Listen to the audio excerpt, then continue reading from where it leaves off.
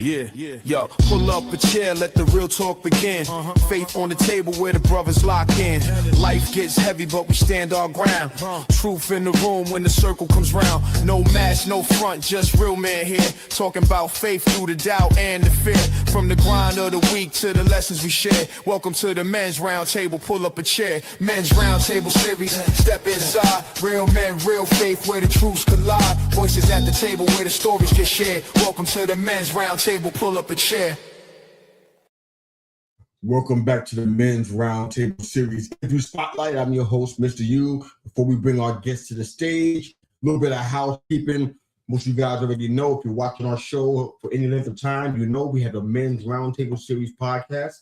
So a safe space for men across the country and around the world.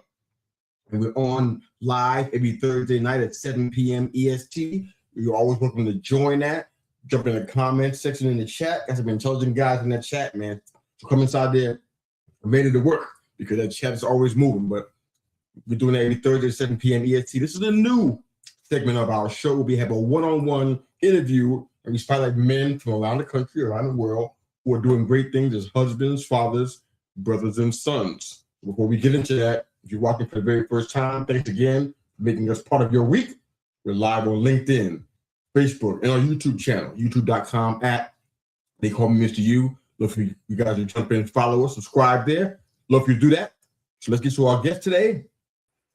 He's a licensed psychotherapist, parent coach, and the author of The Calm and Connected Parent.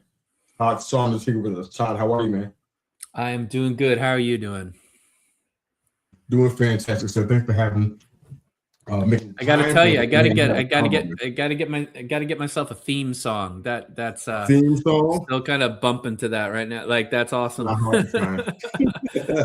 I'm very, very partial to all of our. I guess it's like four shows, but it's five technically, and I love all the music. I'm very, very attached to them. So.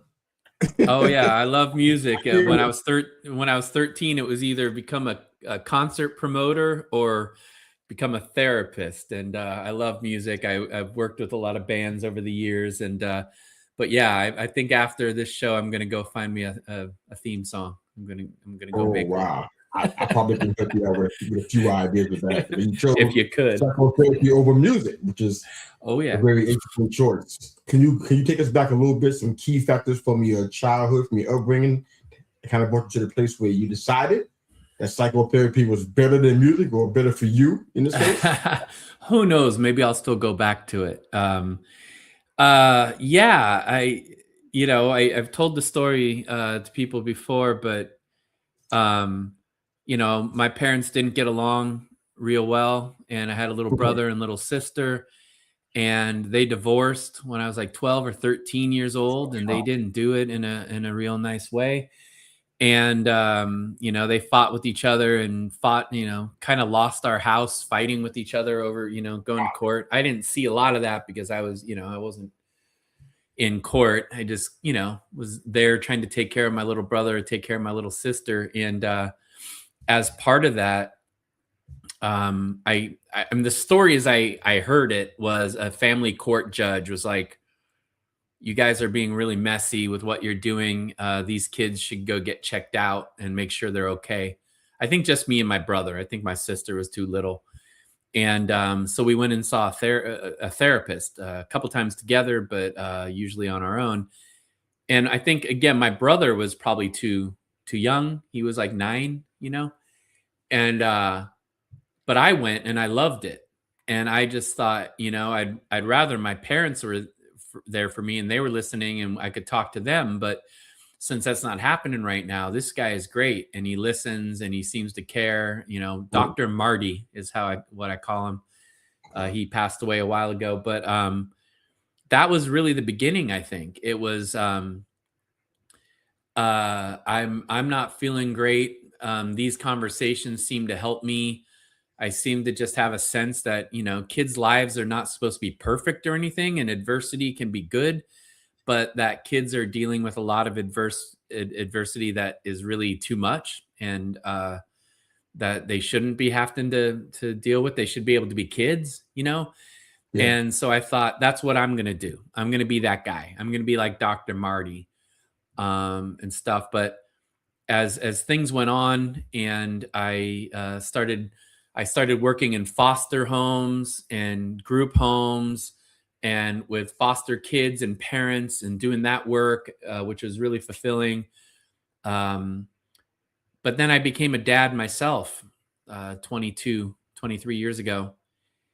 And there was something about that, and something about being mentored by my main mentor, Dr. Gordon Neufeld, who wrote a book called Hold On to Your Kids, which had come out around that time, where just a switch flipped, and I went, no, I'm not supposed to be the answer for other people's kids. I would rather help the parents show up the way that they want to show up and be the parents they want to be. And that makes a lot more sense to me. Does that Yeah. make sense? Yeah, absolutely. Absolutely. So that just that was the pathway. Even though I went through grad school, and I did all this work for years with kids, thinking that's what I was going to do, I went, no, I don't want somebody else being the answer for my kid. I don't want to be the answer for your kid. That's not right. Like, now there are situations where therapy can be good for a kid, like me in my situation, or like some of these kids in the group homes that their parents weren't really available to them Oh, yeah. at the time. But even in those cases, I was trying to find people in their family who were reliable that they could connect with, like that was my instinct, is like, I don't want to be the hero in the movie for this kid. Like, I might be gone in 2 years. Like, let's find that uncle, let's find that grandma, let's find a situation in their own family. And that just made more sense to me. Okay. No, that's profound, man. One of the things that we pride ourselves on is we want to make it clear that we care about the men that are part of our audience, and we definitely want to promote profound stories like that. People being healed from that father wound, validation, overcoming perception, all the things that we hear so often here. So, the transparency, man, for me, this is just Mr. U coming as a host of his own opinion, which he has on all the shows. He shares it liberally. But I don't trust folks who don't have scars. Yeah. That's just where I'm at. If you don't have a scar or a limp, theoretically or not, I have a hard time taking advice from you or trusting you to kind of guide me anywhere, because the things that you talk about, I think it answers the question very well. I'm not even sure you even try to do it that way, but what you experienced, it drove you to the place where you say, you know what, I can help somebody not have to be in this place. And I love stories like that. People, when people come on the show, whether it be an author, entrepreneur, inventor, whatever it is, sometimes, not all the time, but maybe 10% of the time, people come through and there's no connection. It's like, okay, you went through all this stuff, but you just put it in a bag. And we're going to just forget about it. And you're going to go and help people over here on this side. But I think we help people a lot when we share our personal experiences. Case in point, I have another question for you. In 2020, we started, for sure. Well, not this show, but we started our flagship. They call me Mr. U. We started in 2020. That was one of the worst times in our world's history. You already know what happened then, what was going on in your life. Oh, I remember, yeah. Exactly. It's hard to forget. All right. That podcast, I feel like it's, to a degree, it was therapeutic and salvational. That's a word for me, because it gave me an outlet that I felt like, you know what, I need it, so I'm going to explode. So I've shared that story over and over again since 2020, almost 6 years. And I heard responses from people who I was in the same place. I felt the same way. That's when the story matters. I just wanted to say that to commend you, Todd, for sharing that story and taking a piece of that place that you were hurting and struggling, and now you're trying to help other people not have to deal with that. So I just want to say thank you for doing that. Yeah. That means a lot to me for you to be here and share that. So let's keep going. Yeah. No, we got to be real with each other, and that's not a unique thing. I mean, I never had a really bad problem with addiction or anything. I had my things here and there, like a lot of people do, little things, but nobody's going to talk to me as an addiction counselor if I haven't been in it, if I haven't, seen it. And that's true. Like, people who have been through things tend to want to help other people out who are going through it. And then people who are going through it kind of need to talk to somebody who has been through it. That's human, right? Yeah. I hope that's what people want to do. That's not always the case. But we Yeah. talked about a little bit about, family stress and what actually drives that. We talked about daily conflicts, power struggles. A lot of households deal with this stuff all the time. And it's to the point where it's become normalized. Now it's like, you know what? Hey, this is how it is here. Happened at my mom and dad's house and grandma and grandpa's house and mama and papa. And they've been doing this. So it's not anything abnormal. But I want to hear from you. What do you think kind of drives some of the family stress that you've been seeing, the power struggles, some of the conflict that you've been seeing, the drama that's been going on in households that affect children? Yeah. I mean, how many hours do we have? I don't have. I'm playing, but Yeah. There's so many things. I mean, for real, like there's so many things. There's intergenerational trauma, right? That I'm just absolutely convinced that stuff gets passed down, you know. No doubt. My family on my dad's side were like serfs in Russia and Ukraine, so they were enslaved and Jewish on that side, and they went through a lot, and half of them went to Germany, and that was not a good time to go to Germany and be Jewish. That was on my dad's side, right? And now, does that affect me as a person walking through the world right now, a white person in America or whatever? No, not really. But I'm absolutely convinced that the trauma that is passed down, that is in families, whether it's something like that, or it's war, or it's slavery, or it's poverty, cycle of poverty, violence, stuff like this, that stuff in a generational way, it's in our nervous systems. You know what I mean? Like it's in there, and it affects people to different things. But most of what I deal with day to day is I'm focused on attachment. I'm focused on connection between people, right? And when I'm talking to parents about parenting, I'm talking about, look, there's a lot of things to prepare your kids for life. There's lots of things, and there's lots of factors that go into it. Socioeconomic, where you live, who you are, stuff like there's all sorts of things. But what's important to all of us as people everywhere is that I know that there are reliable people in my life that I can count on, that I can lean on, that I can go to when I'm hurt, when I'm scared, when I'm tired, when I'm sick, when I'm feeling like I'm too much, when I'm feeling like the world is too much, that I can go to somebody. And they don't make everything better all the time. They don't make everything perfect. But in general, I get the feeling from this person, I'm here for you. I got you. I got your back. We're on the same team. We're in this together, right? And I get that so much that it gets in here. It gets in my heart. It gets in my head. And then no matter what the circumstances are around me, that provides me something, that provides me a strength, that provides me with abilities to help navigate the world and feel better about it, right? Everybody goes through hard things, but it's always better if I feel like somebody's there. You know what I mean? That makes sense. And that's true for marriages too, is people come to me with marriage problems, and I promise you, 99% of them come to me with the same things. A different version, but if I said 3, 4, 5 different symptoms, they're coming to me with 2 or 3 of those at least. But they're all, it's like people are going through the same, even though they don't think they are. But at the root of it is when people get together, they feel a bond usually with each other. They feel like they have each other's backs. And then over time, because of our own fears, our own vulnerabilities, the world, stress, COVID, things going on, a lot of times things that happened in our childhood that we haven't healed, the bond frays a little bit. I don't feel as close to you. I'm not sure you have my back, right? And I could go into lots of detail.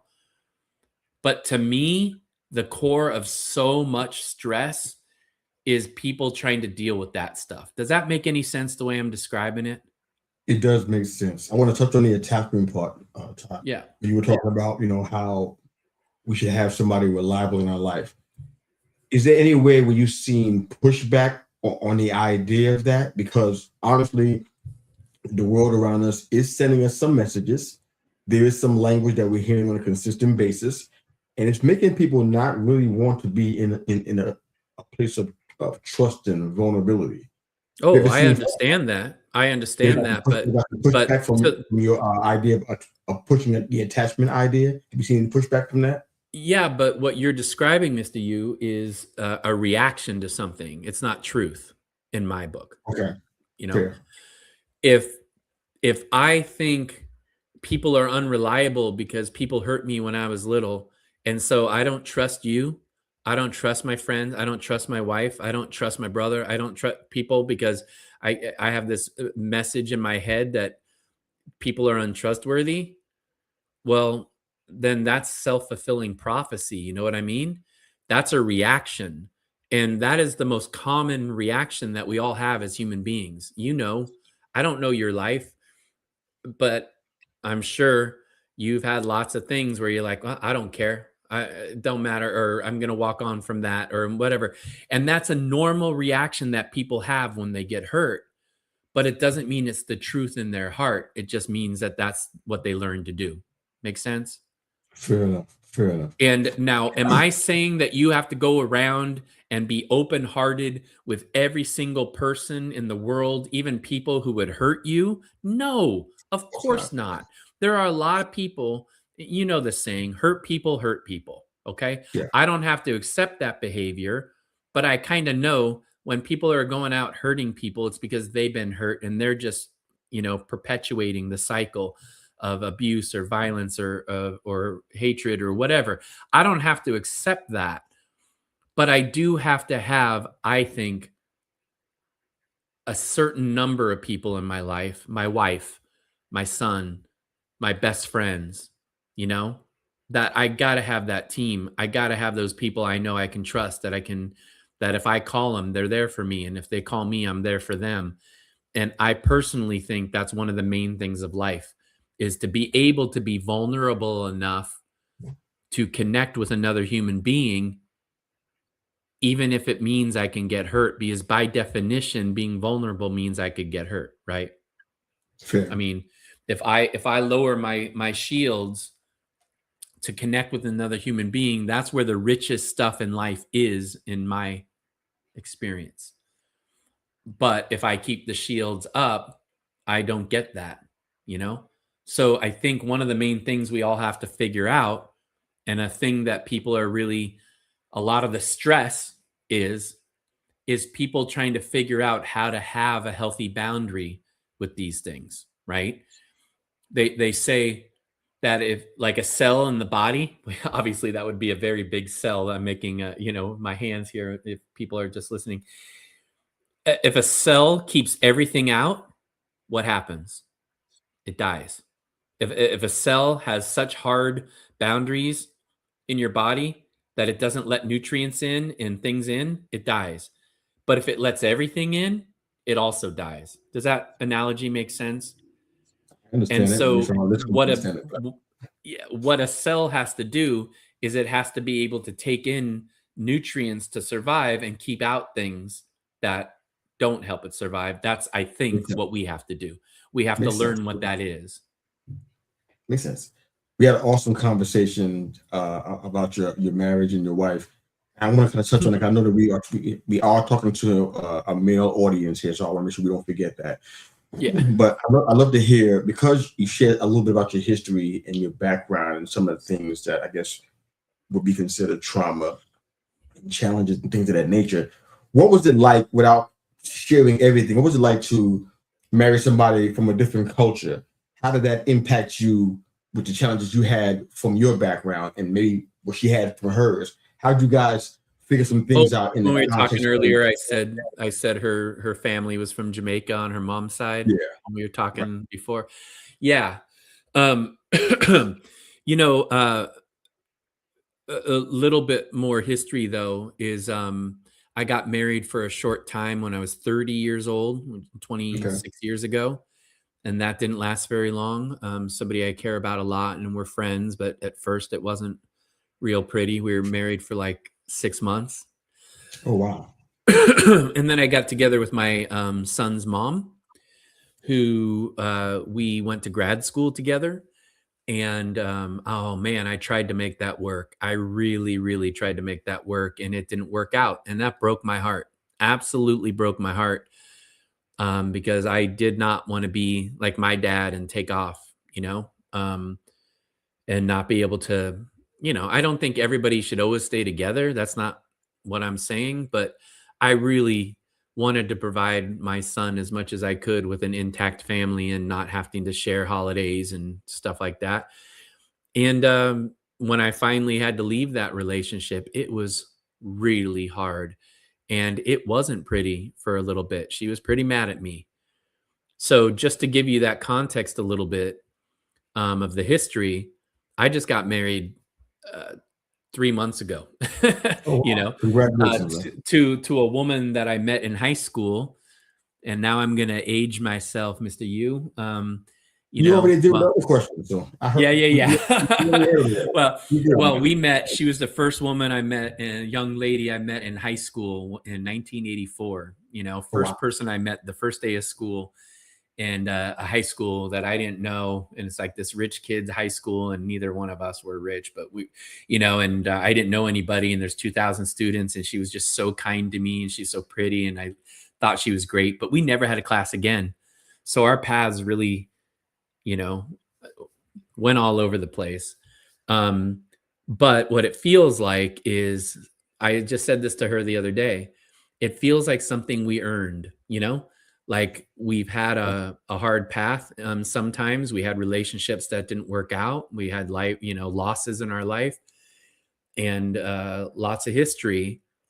And it feels like this is kind of the payoff to me. I haven't said this, I don't think, out loud, but maybe at the wedding in Mexico a few months ago. But it feels like we earned this because we both have like figured stuff out a lot more, and it's a very positive relationship.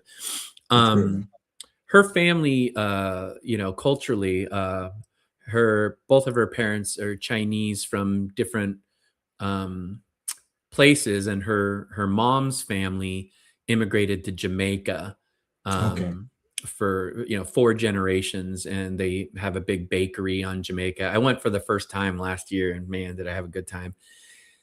We talked about the food a little bit, you and I. Yeah. But oh, she has a wonderful family. And so culturally, though, it's interesting because it feels like culturally we have more in common than not, because we kind of went to the same high school at the same time, and we know the same music, and we have the same friends, and we grew up in the same area, And so 84 was a good year, man. oh man, there's some It was good a good music. year. There's some good music. Believe me, we had the It was a good band at the year. wedding play a lot of music from Ooh. 1984, 83, 86. Little Yeah, Hall the and Oates. dances, I mean, the dances were epic, little, man. What'd you little, say? little Hall and Oates was happening out there. Oh gosh, I wouldn't admit it, for a long I time, just but did it for man, they you. wrote a lot of good songs. I mean, how many hit songs did those guys write? I'm definitely more I than think they double might have digits. played Sarah Smile at the wedding. I think they might That's have played Sarah Smile, which is perfect for it.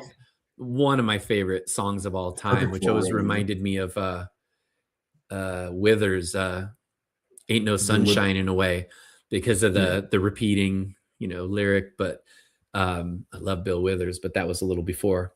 But yeah, so I don't know if I'm answering your question, but I thought I'd give you the whole history. I'll take it, man. I'll take it. I love it, man. And we did talk about food, man. That's Jamaican and West Indian food is always a topic I'm ready to talk about, because Oh man. I need beef patties in my life, so it's not like it's a secret. Everybody that knows me knows that. And they're just different. They're just different. We were going all the way across the island to do some rafting in Jamaica, the Rio Grande River there, and my wife's family is big in the community, and they even own a chain of Jamaican restaurants that are kind of like Jamaican Chipotle, Wait a and, minute. Jamaican. Okay, I don't even know how to. well, it's actually I'll do a little advertise. It's called Island Grill, but it kind of feels like a Chipotle when you're in there, but it's really nice spot. We got an island girl out here. I just wonder if it's the same people. I don't think it's the same. They have them in Florida. I think they have them in Jamaica, and they have them in Florida and a couple other places. But we're cruising along in the bus, and her cousin Michael, who's like a brother to me, is just like, Todd has not had an actual patty in Jamaica. We're stopping, and we're in this bus of like people, and we pull over, and we just get dozens of patties for ourselves and but oh man, they're so good. There's a spot in San Francisco that has them that are pretty good, but there is nothing like getting the real. Got a better chance of getting to Florida to get one of those. But I would ask you a perspective, because we got a lot of husbands and fathers and brothers and sons that watch our show and they follow us. When you talk about some of the challenges with maintaining authority as a parent, tell me where you come from a male perspective when it comes to that, because I know we've seen two sides of the spectrum, probably a lot, even in your line of work. I've seen it in coaching and in ministry for almost 30 years now. One side of the spectrum, the man is very aggressive. It's stomping my foot, put my foot down kind of thing. I'm the breadwinner, do what I say. The other end of the spectrum is the exact opposite, where the man has ceded any kind of authority or decision-making power to his wife and just decided, I don't want to be emotionally involved with this. Yeah. Where do you, not to compare yourself to this, I don't mean it that way, but what's your perspective? No, I get what you're saying. No, no, it's perfectly articulated. I mean, have you ever heard of the work of David Deida? I have not. Deida. He wrote a book called The Way of the Superior Man. That's been out for, I don't know, 20, 30 years. It was really influential. And he articulates it kind of the same as you do. He said, for a long time, men were really, checked out from their emotions, and they would be macho a-holes, he says, and do as I say, like you're saying. And then, women's lib was coming in, and a lot of men with, conscience are like, hey, this makes sense. Like, we're not supposed to dominate and harm women. That doesn't make any sense. I have a mother, I have a sister. That doesn't make sense. We really should be, more kind. We shouldn't be controlling. We shouldn't be domineering. It doesn't make sense. And that's what I grew up with. And I had nothing but women around, and awesome, like great. I got a lot from that. But a lot of times men were throwing the baby out with the bathwater, metaphorically. Like they were throwing out all their masculinity just because of the toxic masculinity, right? And I don't like using that word because it's just become such a catchphrase that people use about everything. It's like, come on. Yeah. And I absolutely just can't stand the bagging on men. And like, I could sit there and make a joke. Yes, men, sometimes we do this, right? And I might mean it, but man, has it got bad with like men suck and men are awful and men don't do that. Like, you know what? We all have our thing. We all have our struggles. It's absolutely wrong to dominate and control and put fear in people for no reason, just because we don't know how to be a natural leader, or we don't know what a healthy masculinity looks like, right? But throwing it all away and going all the way to like a timid, like, oh, if it's okay with you kind of thing. Not only does that not work, I'm telling you, women do not respect that at all.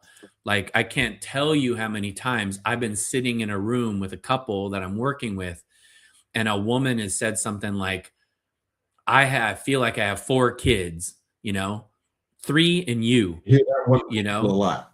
Oh, not a good thing. Man, I hear versions of that. And just in the room, it does not feel good. It's like emasculating, And then you wonder why then some guys, and I'm not justifying it, go, okay, well, fine, I'll be an asshole. I'm sorry, cursing, but it only makes sense to me that there's a middle path of healthy masculinity, which is part of why I wanted to be on your show. I appreciated the invite, but I listened and I went, okay, this guy's doing it. Like, I think you put forward a model of healthy masculinity. And that to me is leadership is not dictatorship. Leadership is like, if a man opens a door for a woman, it's not because a woman can't open a door. It's symbolic. Hey, let me take something off your plate right now. You know, if I'm leading in a dance, it's not because I'm better than you. It's just because, hey, you don't have to think about it. Let me lead in the dance. That makes sense. You know? Yeah, makes sense. And like they said, Ginger Rogers did all the same moves, but in high heels, and she did all of them backwards. But to me, a healthy masculinity is like, not I'm afraid of not being in control, so I'm going to be macho and dominating, but I'm also not afraid of you, and I'm not I'm not like going to be really timid and not be a leader, not be somebody who knows that, like, I'm here to help protect, I'm here to help make things happen, I'm here to like guide and lead. And I don't see myself as important over you, but I see myself as needing to be a leader and define the healthy ways. And that means sometimes I'm going to express my feelings to you, but I'm not going to make you my therapist. I'm not going to like spill everything all the time to you. I personally want to go talk to men about that. You know what I mean? I do. And it's not because, you know, men's groups have been one of the most revolutionary things in my life, and things like what you're doing and the conversations you're having. We absolutely need these things, because when men aren't talking about these things, they kind of bring all the mess into their relationship with their woman, and that's not really her job. Makes sense? Absolutely. So I hope I'm answering your question, but it feels like we're You did. probably in alignment with that. Yeah, absolutely. We got time for one more question. This will be a little bit of a multi-layered question. I still need you to answer it with as much brevity as possible. Now, first off, congratulations. I know that you are already the author of The Calm and Connected Parent. You also got another book coming out. You don't mind me spoiling it? Oh, sure. Yeah, I haven't really talked about it a lot. Yeah. The Weather Maker, A Father's Guide to Transforming His Marriage, His Family, and Himself. Scheduled for release in September 2026. So not too far from now. So congrats on that. I'm probably going to push it back to October, because we are so busy in September and August. Yeah. But yeah, I'm excited about it. I started this years ago, and I'm passionate about it. Like, every opportunity I had to do a talk to men about, you know, parenting and about their roles as fathers and husbands, man, I took every opportunity I could, but they were hard to find. I remember speaking to a school in Marin County, which is where I started, is right above San Francisco, a very wealthy area. And they actually tricked the fathers into coming down to a talk I was giving by telling them, we're having a get together and we're going to give you food and we're going to have drinks. And then I'm just sitting there like eating my food going, hey, I'm looking forward to this talk. These guys have all shown up. This is going to be great. And they had no idea I was going to be there talking. they kind of just didn't think the guys would show up for a talk, right? And then I remember another talk that all these men showed up, but one woman was sitting in the back. I think you said something that reminded me of this earlier when we were talking, but one woman, did you say something about, you know, sometimes a woman will come onto the chat or whatever, right? In the Roundtable Series podcast, women show up in the chat.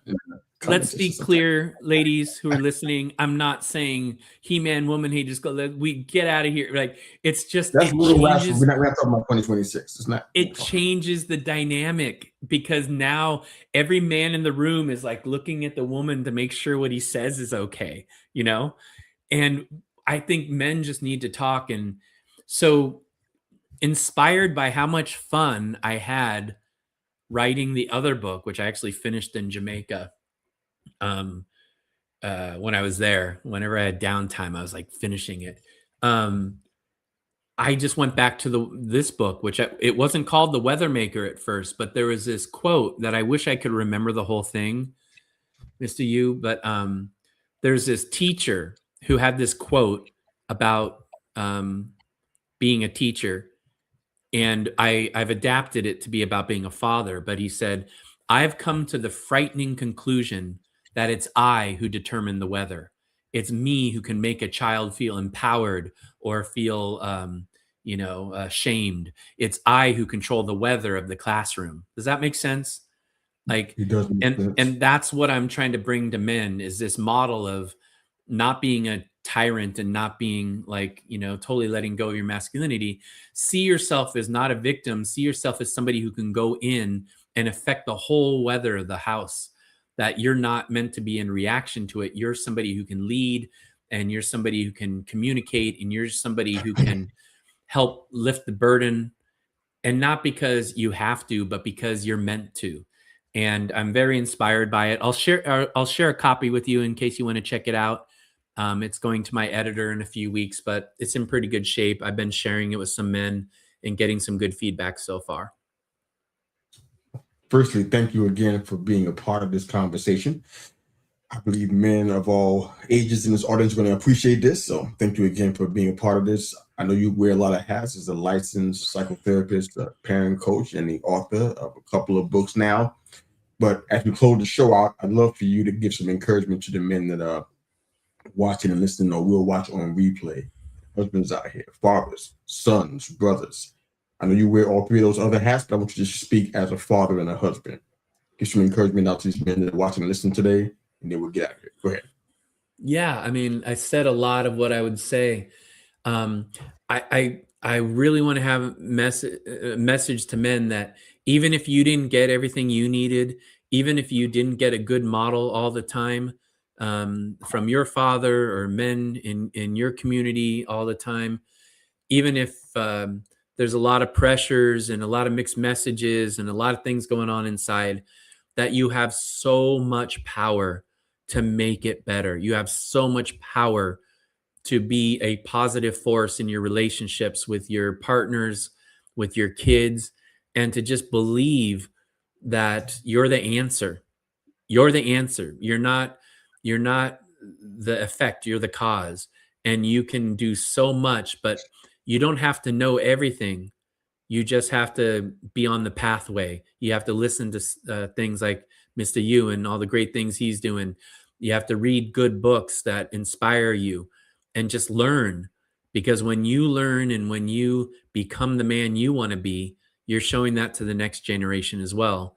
And it's just really fulfilling to be on that path. So no matter where you come from or what's going on around you, just know that you have so much power to make it better. I guess that's the main thing from my heart. That's fantastic. Thank you for sharing that and for sharing so much of your story with us. I really appreciate it, man. Yep. Licensed psychotherapist, parent coach, author of The Calm and Connected Parent, and the author of the upcoming The Weathermaker, Todd Sarner. Thanks again, Todd, for being here. This is the Men's Roundtable Series Interview Spotlight, of course, every Thursday night at 7 p.m. EST. The Men's Roundtable Series, we get it on, we go deep. We've been doing it since last summer. Want to be a part of that? I gotta see you in the chat once in a while. Drop us some questions and comments to this. How I know you're interested in being a panelist. So let's jump in and be involved with this incredible mission, I believe. I can call it that. So for all the men watching, husbands, fathers, brothers, and sons, and for you, Todd, thanks again for making us part of your day and a part of your week and a part of your life. Have a fantastic day. Thanks again for watching.